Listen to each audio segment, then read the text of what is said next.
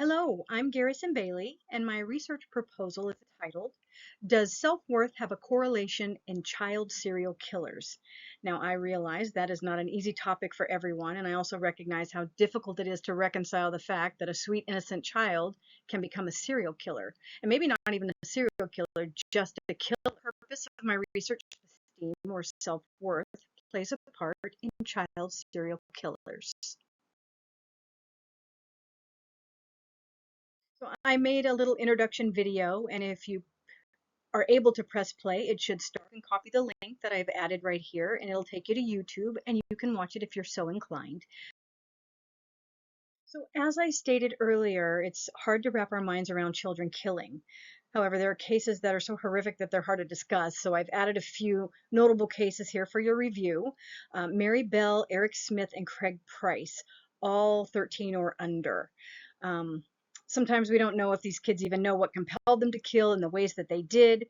And you'll notice that Eric Smith, he's the only one who killed just one boy, the other multiple people. So he's not actually defined as a serial killer. However, the brutal way in which he killed was noteworthy to this proposal, and I will leave you to look at the details if you would like. But I wanted to add some notable cases here because I hear a lot of people say, I don't know of any child serial killers.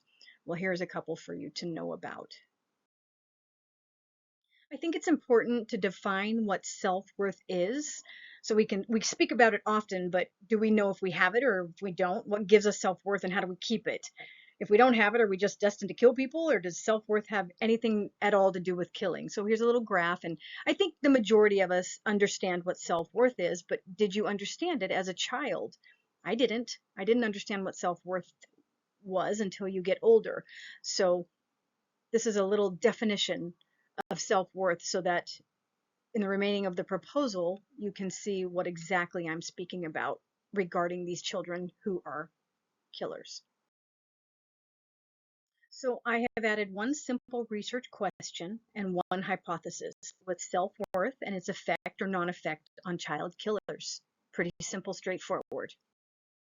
So what exactly is a serial killer? We know what the adult serial killers are. You can see in the picture here, we've got Jeffrey Dahmer and Ted Bundy. But I believe it's important to understand the definition of a serial killer if you don't know. It's a person who kills 3 or more people in a month, or sometimes more than a month, and there's some time in between. But as life moves on and we move forward, and serial killers, there's no fixed set for them. They can be someone who just kills more than they want. So it can be over any amount of time, but once they hit 3 murders, they're considered a serial killer. The same goes for children. So I've added 5 articles in my literature review to back up the theory of self-worth in children and the effect it can have on them throughout their life. I will have those also at the end in the last slide for your review.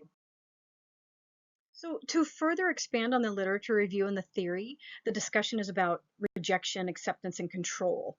When a child is rejected or not accepted, they can develop this fantasy life. I don't know about you, but most little kids have a fantasy life, so there's nothing odd about that. But it puts them in control of their environment when they are rejected or not accepted. So they have this fantasy life, and they usually grow out of it. Most kids that are rejected, they don't grow up to be serial killers. This is not a whole bunch of people that are growing up to be serial killers. But the fantasy life is normal, but something sinister can happen in some children's, and we want to know the why of that. Also, uh, how abusive behavior in a child can stem from how they react to rejection. So if somebody is mean to them or they get rejected, how they react to that can start the sinister causes to happen. It's a very important statement is how low self-esteem works. So it's something like, I'm not worth anything and someone just rejected me again. So now I'm angry and I'm going to go overreact and cause injury because that makes me feel in control and that makes me feel better. So it's like a ball rolling downhill. The methods and the data collection will be on 18-year-olds.